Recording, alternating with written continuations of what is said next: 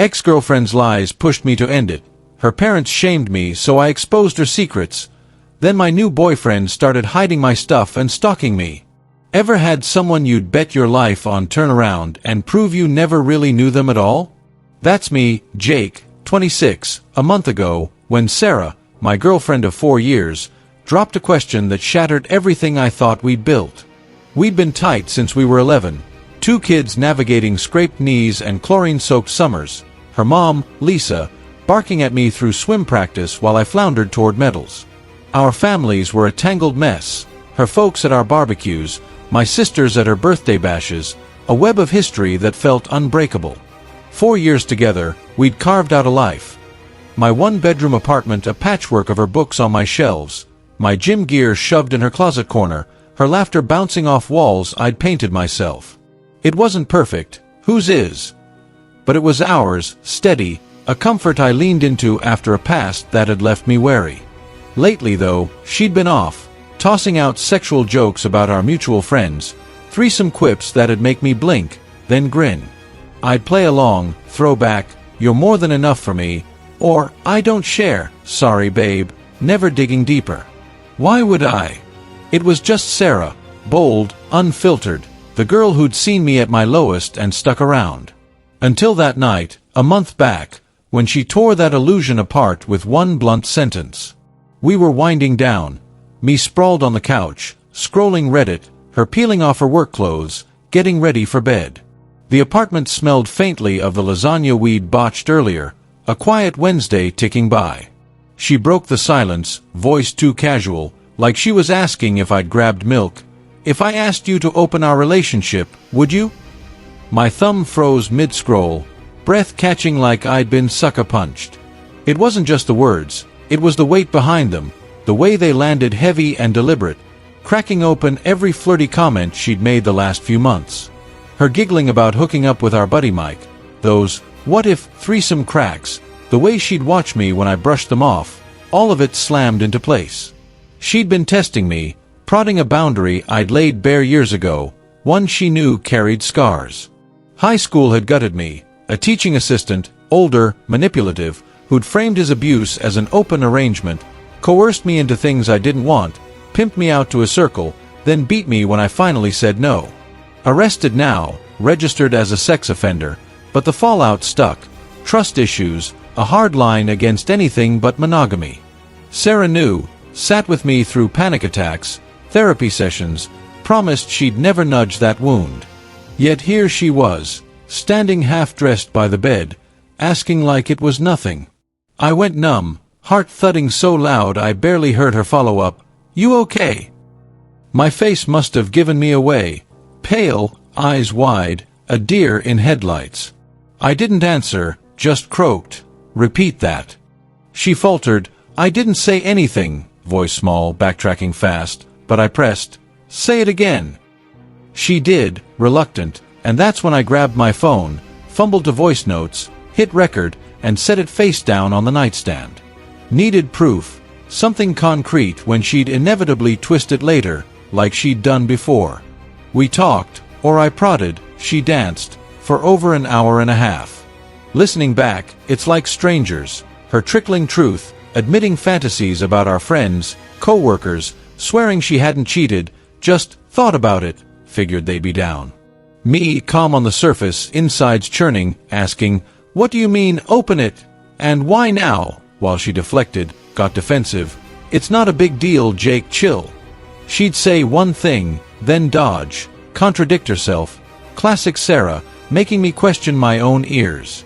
I didn't yell, didn't have the energy, just kept her talking, piecing it together. By the end, I suggested a break, crash with a friend for a few nights, and she nodded, packed a bag, left for the weekend. The apartment felt too big without her, her absence a hollow echo. I stewed, replayed the recording, her voice looping, every "it's just a thought" a knife twist. Called my sisters. Jess, 29, said, "She's pushing you, dump her." Kate, 32, went, "You don't need that." Buddies agreed, "She's wild, but that's too much." By Monday, I knew, we were done. Told Sarah to find a place. She looked tired, sad maybe, didn't argue much. By week's end, her stuff was gone. Clothes, books, that chipped mug she loved, hauled to her parents. Thought that was it, a clean break with a bruised heart. Then 2 days ago, Lisa hit me on WhatsApp. "Jake, I'm disappointed in how you handled this. Wished you'd worked it out." Before I could type back, she added me to a group chat with Paul, her stepdad. They piled on, Paul with, "You're making a mistake. Thought you were more mature," Lisa echoing, "This is so disappointing." I dug. They said Sarah told them we split because she wanted the next step. I freaked. Kicked her out after a fight. A half-truth so skewed it burned. Pissed, I typed, "I've got a recording of what next step meant. Want it?" Tried emailing it. File too big, so I uploaded it to Drive, shared the link.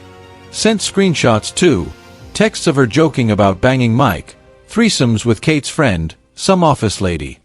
"Here's the truth," I wrote, hands shaking. 2 days. Nothing. Did I out her?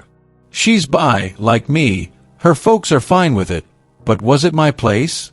She'd blocked me a week ago. Too late to fix this? What's about to blow up?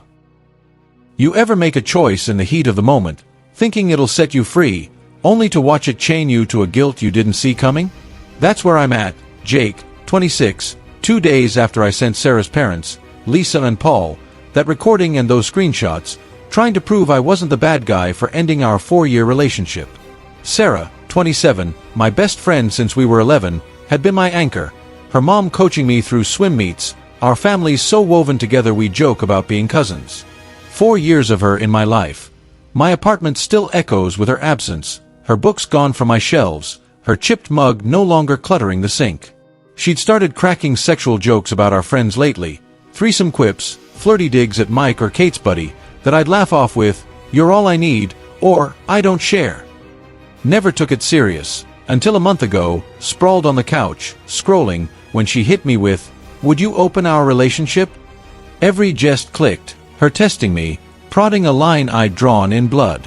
High school had scarred me, a teaching assistant who'd twisted openness into coercion, pimped me out, beat me when I broke free. Sarah knew, held me through the fallout, therapy tears, vowed she'd never push that wound. Yet she did, and when her parents shamed me, Lisa's disappointed, Paul's immature, I snapped, sent the proof, an hour-and-a-half recording of her fantasies, texts of her flirting. Now, 2 days of silence, and I'm drowning in what I've done. The quiet's brutal, no ping from Lisa or Paul, no reply on WhatsApp, just a void where their judgment used to sting. Sarah blocked me a week ago, before this blew up, so I can't even guess her reaction. Did they tell her? I'm pacing my place, the same one we'd shared, her absence a ghost in every corner. The recording loops in my head, her voice, slippery, admitting she'd fantasized about our crew, co-workers, swearing no cheating, just thoughts she figured they'd act on. Me prying calm, "Why now?" while she dodged. "It's not a big deal." Meant to defend myself, not out her. She's bi, like me, her folks cool with it, always at Pride with us. But those texts, joking about women, poly hints, maybe that was her secret. Did I cross a line? I vented online, same forum I haunt when life's heavy, laid out the breakup, the chat spat, the audio. Comments hit fast, creepy move, recording, good for you, standing up. Legal here, no laws against it, but it's shady, I'll admit. Did it because she'd gaslight me before, say one thing, deny it later, make me doubt my own head. Like that McFlurry fight, texted me for Smarties, then screamed Dairy Milk, "You never listen," chucked it at the wall, smashed my phone when I showed the proof. 15 minutes of her yelling, me shrinking. Or the time I held a door for a group, girls in it, she raged, flirting to impress them, a tirade about my chivalry being selfish. I'd question myself. Therapist called it gaslighting. She came once, saw her texts, owned it, we'd been working on it, or so I thought. That night she asked, I recorded to catch her lies. "I didn't say anything," she'd stammered, till I pressed. Sending it was pure spite, anger at Lisa and Paul's sanctimony, their half-truth that I'd freaked over, the next step. Now I'm not vindicated. I'm hollow, pacing, wondering if I should have stayed quiet. Checked socials. No fallout. Friends say it's calm, but guilt's of ice. Called Lisa and Paul, voice tight. I'm sorry I got mad. Shared that. It was spiteful. They invited me over. No Sarah. Awkward as hell. Sitting at their table. Her childhood swim ribbons on the wall. I fumbled. I overreacted. Shouldn't have sent it, they said. We meddled. Didn't hear you. Paul added. She knows we heard it. She's fine, staying here. Lisa nodded. It's tense, but no big blowback. Left on shaky truce. I'm stepping back. They're her folks, not mine. Thought it'd end there, but last night, Sarah unblocked me. Texts like a storm. You're disgusting, recording me, creepy fuck. I fired back. I did it because you'd lie. You proved it. She cursed more. No real answer. Just venom. I'm gutted. 4 years. My rock. Gone. Online, friends piled on. She gaslit you. Abused you. Memories hit. Her tantrums. Jealousy. Pushing my trauma like it didn't matter. McFlurry wasn't a one-off. Door fights. Accusations. Her twisting truth till I'd bend. Thought I'd healed. Therapy. Her support. But she was breaking me too. I'm raw, reeling, back to square one. Sitting here, cat purring, I'm picking up pieces. 4 years of my best friend using my pain to sabotage us, lying to her parents, leaving me to clean it up. I thought I was over that high school hell, assault, betrayal, but I'm not. Therapy's on speed dial. I need it. Lisa and Paul's lunch truce feels flimsy. Sarah's fury burns through her texts, and I'm left wondering how I missed her true colors. She'd helped me through my worst, yet here she was, another abuser in disguise. I'm done proving myself. Her lies, her games, they're hers to carry. Then I notice, my keys aren't on the hook. Tom's been here 3 weeks, 5 months together, moved in when his place flooded. He's been solid, quiet, but now, where's my stuff? Did I misplace it, or is something else starting? Another trap I didn't see coming. Ever feel your grip on reality slip, like the ground you've stood on for years turns to quicksand under someone else's control? That's me, Jake, 26, 3 weeks into living with Tom, my boyfriend of 5 months, and I'm unraveling in a way I hadn't since Sarah, my ex of 4 years, tore through my life. After her betrayal, pushing to open our relationship despite my trauma, and her parents' shaming that drove me to send that damning recording, I thought Tom was a reset. He moved in when his place had damp walls, renovations dragging, a temporary stay, for 6 weeks, while my roommate's abroad.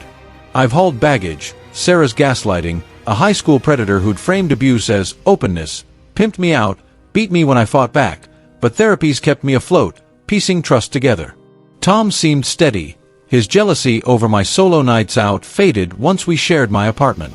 We'd cook, watch old movies, settle into something that felt safe after Sarah's chaos.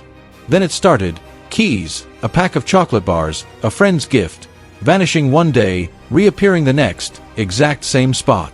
I'd ask Tom, "You see this?" He'd shrug, "No idea, maybe you missed it," voice sharp. A 12-bar pack, bright red, gone? He'd snap, "You're starting shit," and I'd back off, doubting my own eyes, echoes of Sarah's mind games ringing too loud. This place is mine, a one-bedroom I've clung to since Sarah left, her traces scrubbed, my cat now my steadiest tenant. Tom rolled in with his mess, gym bag in the corner, guitar against the wall, socks spilling everywhere, and for a bit, it felt right, a new rhythm over her old ghosts. 3 weeks in, that shifted. My sanctuary turned puzzle. I'd wake up, grab a chocolate bar for work, gone, cupboard empty. Ask him, he'd say, "Don't know," irritation flaring. Next day, there it was, stacked neat, mocking me. A necklace for Jess. Missing, back by afternoon. Work papers, vanished, reappeared overnight. I'd push. "Tom, what's going on?" He'd flare. "You're making this up, paranoid much?" It wasn't just stuff, it was a pattern, chipping at my grip. Vented online, same forum from Sarah's fallout, spilled it.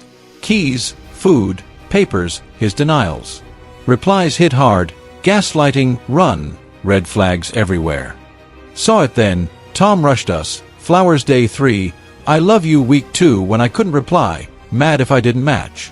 Logged into my Facebook day one, swapped my status, called it a surprise when I bristled. Jealous rants if I hit the bar, guilting me into canceling, ditching me when I stayed. Brushed it off, passion, not threat. But the missing stuff, all tied to me leaving, gifts, my parents' key, abroad papers he'd fought me on, you're abandoning me. Ordered a nanny cam, hands trembling, gut tight, delivery took 4 days, an eternity. Day one, I knew I couldn't stay, his shadow choked me. Lied, roommates back in a week, move out. He raged, that's bullshit. But I held, her call, check with your landlord. He said renovation sped up, out by weekend, doubted the damp was real, just a ploy to slide in. Asked, move in with me, it's good you hate her. Never said that, I stalled, June, buying time. Cam came, hid it while he gymmed, left a work letter on my desk. Gone hours later, back next day. Footage showed him, casual, slipping it into his bag, returning it later. Heart sank, not shocked, just done. Didn't confront, Sarah's smashed phone flashed, Tom's anger felt heavier. Watched gaslight his last night, me chatting, so fake he's nuts, him silent, twitchy. Sunday, he left, brother got locks changed. Texted, it's over, don't call. Hiding stuff's sad. Calls flooded, I ignored, but it didn't stop there. It got dark, fake, doctor calls to work, Jake's unwell, friends texting, you okay? Heard you're off, mom pinged on Facebook, concerned friend, Jake's breaking, he'd never met her. Saw him across the street, staring, days on end. Notes with flames under my door, 3 a.m. buzzing, 5 nights straight. Fled to my brother's, restraining order took cam clips, notes, hours of grit. Roommates furious, locks, me bailing, should have told her, not just her parents, guilt's heavy. But I couldn't stay, Tom's reach was too close. Then light broke, semester abroad's approved, October start. I'm leaving August, travel, reset, join exchange kids I've met online. 7 years of chaos, Sarah's lies, Tom's games, I'm spent. Calls stopped, orders firm. Why'd he do it? Control, spite? Doesn't matter. At my brother's, cat purring, new number set, college ahead, plane tickets my prize. Sarah's betrayal, Tom's trap, they're past. Therapy steady, friends cheer, and I'm whole, free, not just from them, but for me, stronger than ever, ready to soar.